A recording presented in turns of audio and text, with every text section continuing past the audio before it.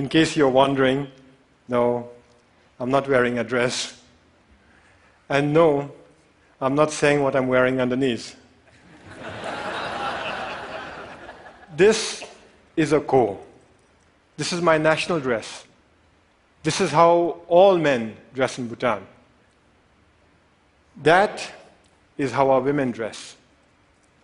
Like our women, we men get to wear pretty bright colors. But unlike our women, we get to show off our legs. Our national dress is unique. But this is not the only thing that's unique about my country. Our promise to remain carbon neutral is also unique. And this is what I'd like to speak about today, our promise to remain carbon neutral. But before I proceed, I should set you the context. I should tell you our story. Bhutan is a small country in the Himalayas. We've been called Shangri-La, even the last Shangri-La. But let me tell you right off the bat, we are not Shangri-La. My country is not one big monastery populated with happy monks. The reality is that there are barely 700,000 of us, sandwiched between two of the most populated countries on earth, China and India. The reality is that we are a small, underdeveloped country doing our best to survive. But we are doing okay. We are surviving. In fact, we are thriving. And the reason we are thriving is because we've been blessed with extraordinary kings. Our enlightened monarchs have worked tirelessly to develop our country, balancing economic growth carefully with social development, environmental sustainability, and cultural preservation, all within a framework of good governance. We call this holistic approach to development gross national happiness, or GNH. Back in the 1970s, our first king famously pronounced that for Bhutan, gross national happiness is more important than gross national product.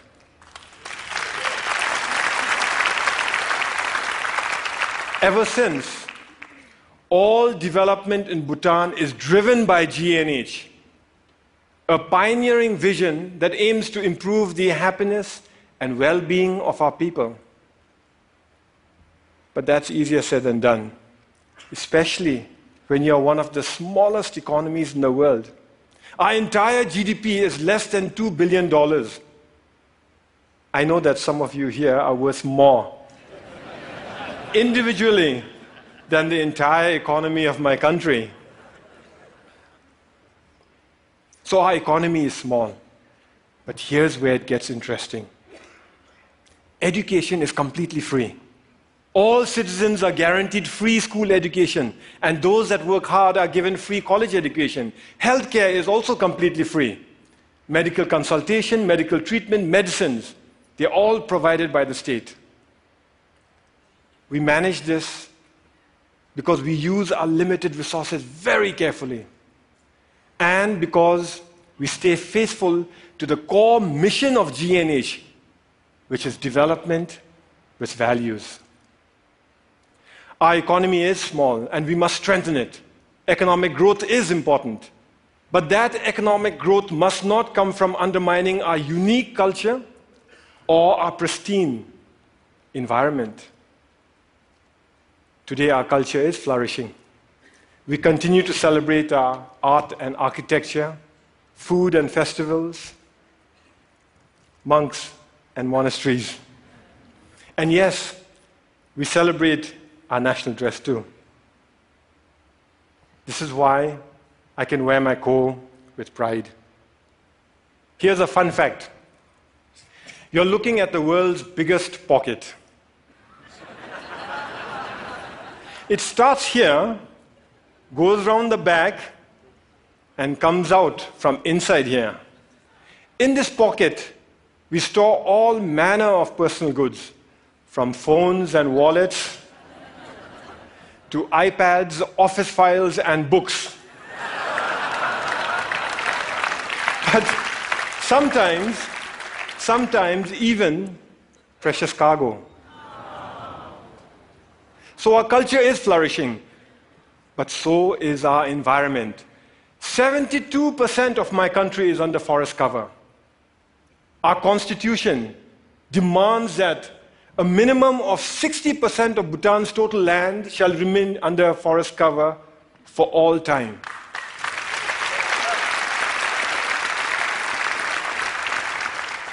Our constitution, this constitution, imposes forest cover on us. Incidentally, our king used this constitution to impose democracy on us. You see, we, the people, didn't want democracy. We didn't ask for it. We didn't demand it. And we certainly didn't fight for it. Instead, our king imposed democracy on us by insisting that he include it in the constitution. But he went further.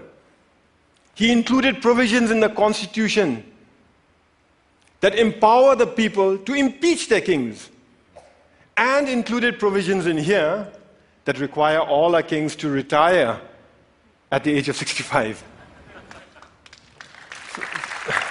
Fact is, we already have a king in retirement. Our previous king, the Great Fourth, retired 10 years ago at the peak of his popularity. He was all of 51 years at that time. So as I was saying, 72% of our country is under forest cover. And all that forest is pristine. That's why we are one of the few remaining global biodiversity hotspots in the world. And that's why we are a carbon neutral country.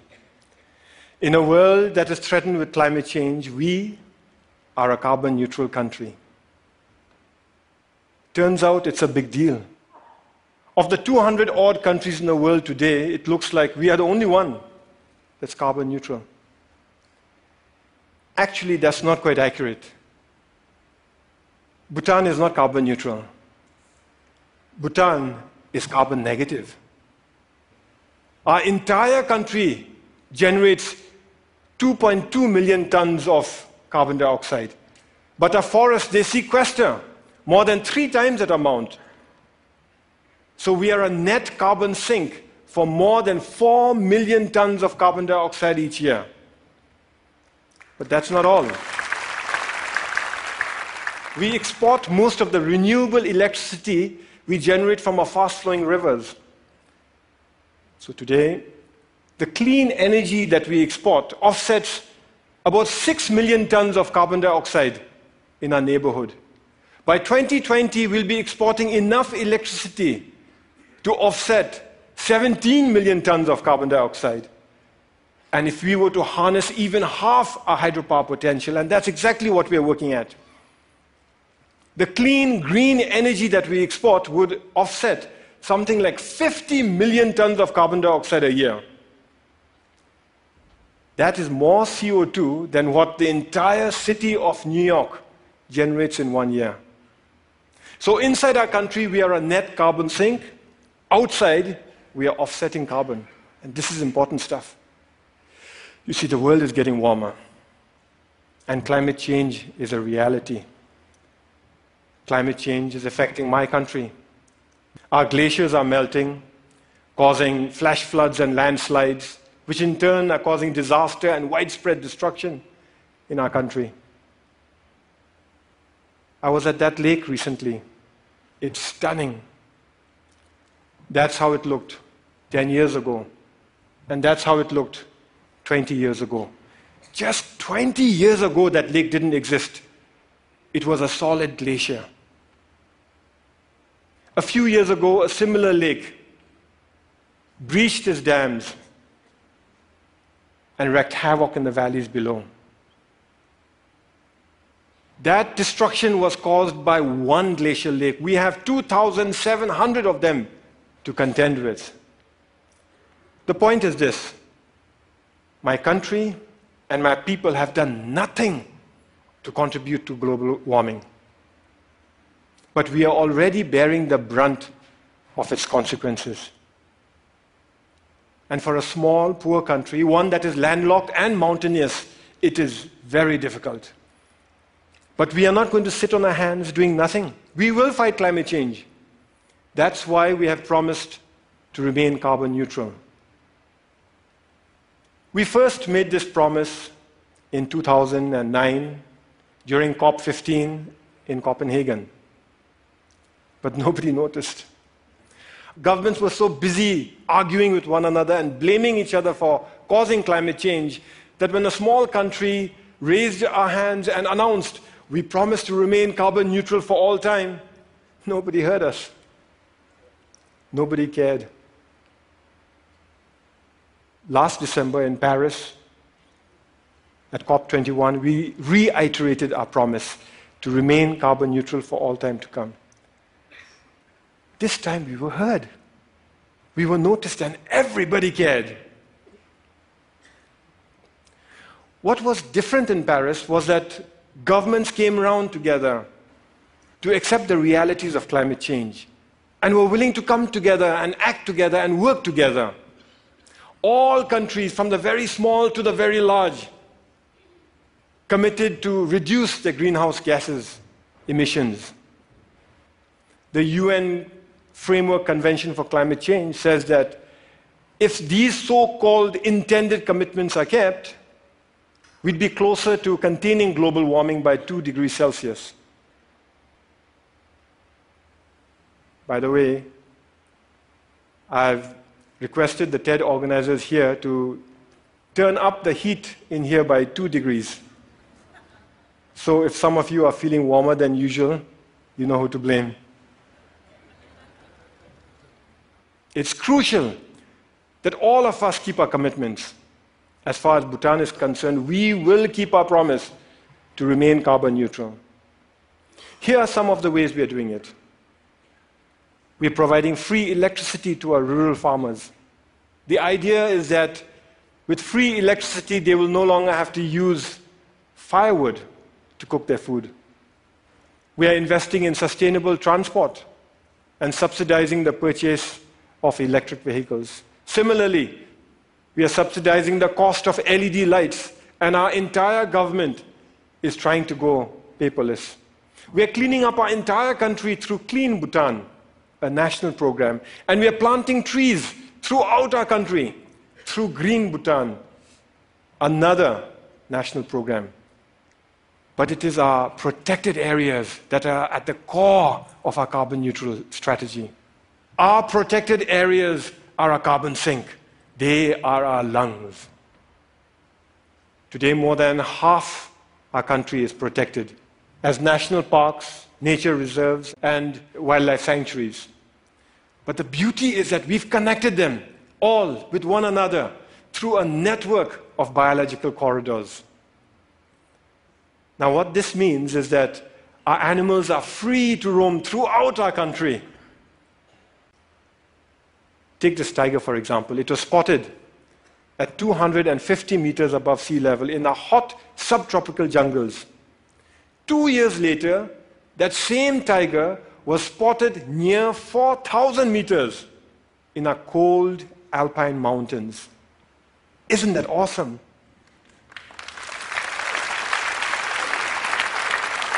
We must keep it that way. We must keep our parks awesome. So every year we set aside resources to prevent poaching, hunting, mining, and pollution in our parks, and resources to help communities who live in those parks manage their forests, adapt to climate change, and lead better lives while continuing to live in harmony with Mother Nature. But that is expensive. Over the next few years, our small economy won't have the resources to cover all the costs that are required to protect our environment. In fact, when we run the numbers, it looks like it'll take us at least 15 years before we can fully finance all our conservation efforts. But neither Bhutan nor the world can afford to spend 15 years going backwards. This is why His Majesty the King started Bhutan for Life. Bhutan for Life gives us the time we need. It gives us breathing room. It is essentially a funding mechanism to look after our parks, to protect our parks till our government can take over on our own fully. The idea is to raise a transition fund from individual donors, corporations, and institutions. But the deal is closed only after predetermined conditions are met and all funds committed. So multi-party, single closing, an idea we borrowed from Wall Street. This means that individual donors can commit without having to worry that they'll be left supporting an underfunded plan. It's something like a Kickstarter project, only with a 15-year time horizon and millions of tons of carbon dioxide at stake. Once the deal is closed, we use the transition fund to protect our parks, giving our government time to increase our own funding gradually till the end of the 15-year period. After that, our government guarantees full funding forever. We're almost there. We expect to close later this year. Naturally, I'm pretty excited.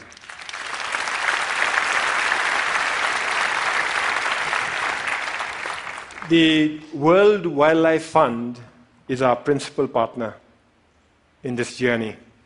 And I want to give them a big shout out for the excellent work they're doing in Bhutan and across the world. Whew, it is getting warm in here.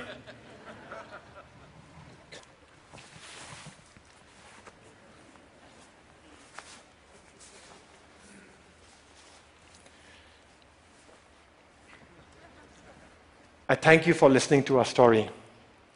A story of how we are keeping our promise to remain carbon neutral. A story of how we are keeping our country pristine for ourselves, our children, for your children, and for the world. But we are not here to tell stories, are we? We are here to dream together. So in closing, I'd like to share one more dream that I have. What if we could mobilize our leadership and our resources, our influence and our passion to replicate the Bhutan for Life idea to other countries so that they too can conserve their protected areas for all time? After all, there are many other countries who face the same issues that we face. They too have natural resources that can help win the world's fight for sustainability. Only they may not have the ability to invest in them now. So what if we set up Earth for Life, a global fund, to kickstart the Bhutan for Life throughout the world? I invite you to help me to carry this dream beyond the borders to all those who care about our planet's future. After all, we're here to dream together, to work together, to fight climate change together, to protect our planet together. Because the reality is, we are in it together. Some of us might dress differently, but we are in it together. Thank you very much. And Thank you. Thank you. Thank you. Thank you.